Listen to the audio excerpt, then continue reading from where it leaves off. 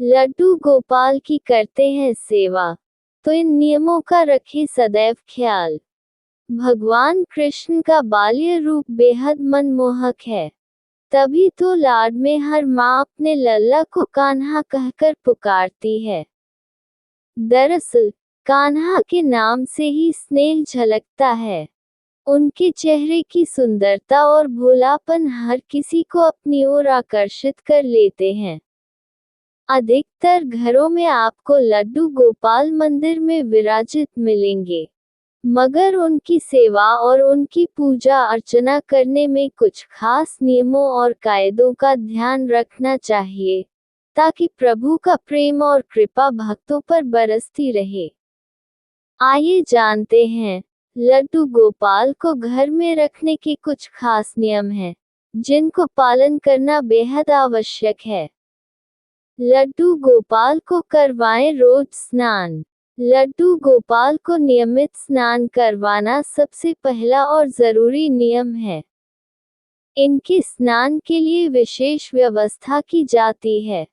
इन्हें पंचामृत, दूध, दही, शहद, घी, गंगाजल से स्नान करवाने का विधान है। ध्यान रखें कि प्रभु को स्नान करवाने के बाद उस पानी को तुलसी के पौधे में ही विसर्जित कर दें। मैले कपड़े न पहनाएं। प्रभु की लीलाएं सबसे न्यारी हैं। उनका हर कार्य, हर लीला और हर वचन मानव जगत को जीवन जीने का तरीका सिखाता है। ऐसे प्रभु की पूजा और भक्ति के दौरान स्वच्छता और निर्मलता का ख्याल रखना बेहद जरूरी है।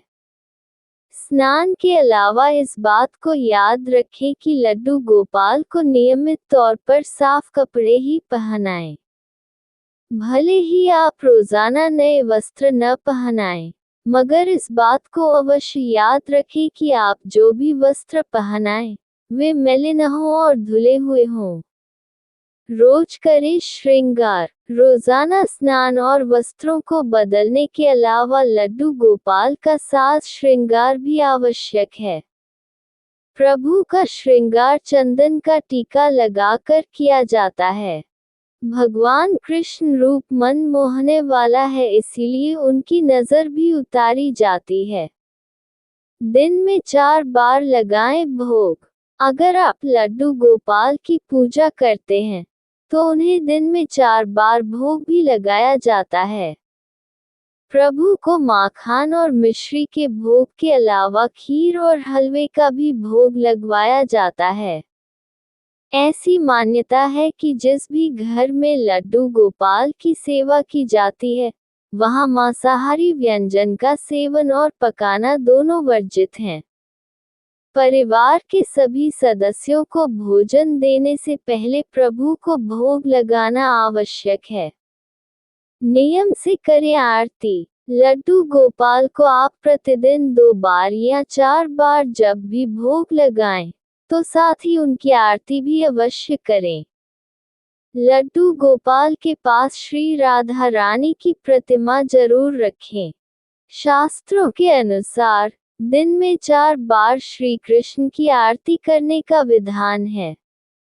साथ ही राधा रानी की भी आरती जरूर करनी चाहिए। घर पर अकेला ना छोड़े। अगर आप कुछ दिनों के लिए घर से बाहर जाने की तैयारी कर रहे हैं, तो लड्डू गोपाल को भी अपने साथ लेकर जाएं। इसके अलावा प्रभु के विश्राम के लिए भी अलग आसन जरूर तैयार करें।